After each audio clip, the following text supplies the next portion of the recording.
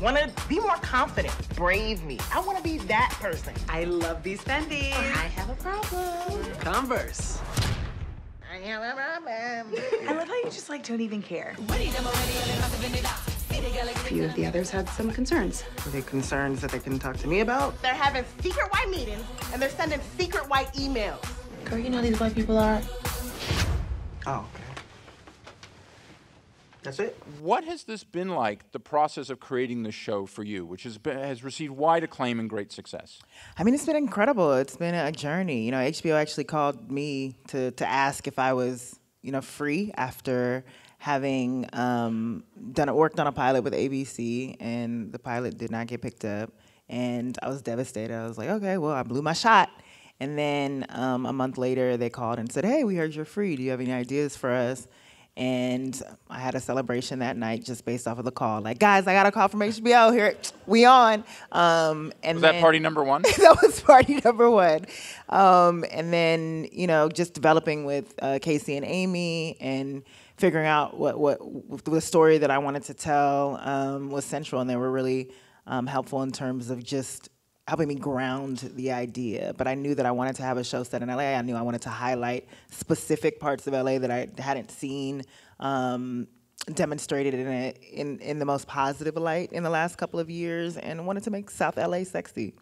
One of the things is and you mentioned just now, is that, the show is incredibly accessible, but also challenges the audience on racial lines, gender lines, class lines, and many things like that. How do you establish the balance on that? I mean, people characterize a show like Insecure as a comedy, but in many ways there is that new hybrid of dramedy that we're talking about that you really find with a show like this. Yeah, I think that nothing's just straight comedy, nothing's straight drama. I think in drama there are always elements of comedy. In Black culture, you're always trying to laugh through the sadness.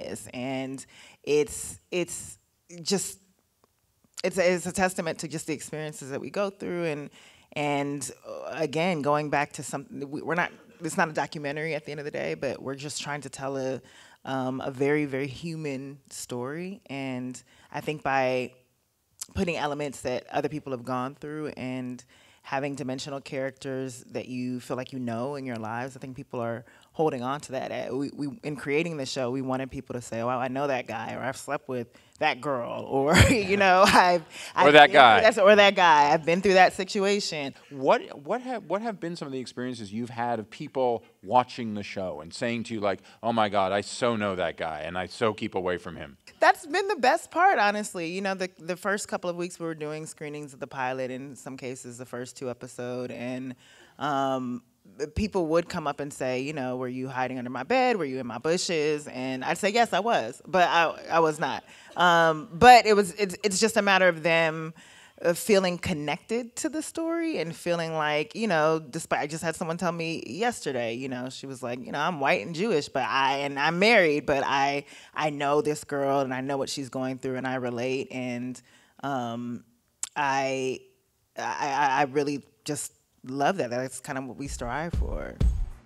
Do you want your man or not?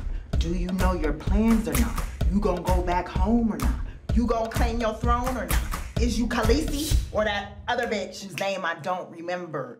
It's based off a lot of my female friendships. I have a lot of Black female best friends, and we, lift each other up. We call each other out on our shit. Like, I think that's just the central female friendship. The best female friendships, build you up and tear you down when necessary, so they can build you up again. And I think having... Very honest about that, he said. Well, I mean, it's true. And I think for such a long time, I just was not seeing great Black female friendships on television. And it was constantly about, tearing one another down and just leaving it that way, or throwing shade.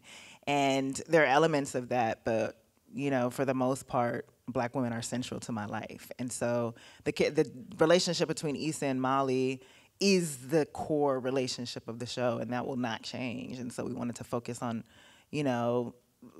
one that was healthy. And of course they have their issues, as a lot of friendships do, but even just the difference between the two of them. I think Issa obviously is more awkward and socially inept in certain situations, and Molly is able to be a chameleon. You know, she can be corporate Molly, she can be hood Molly, because she's come from so many different worlds, and it's kind of seamless about transitioning into different social settings, and they complement each other in that way.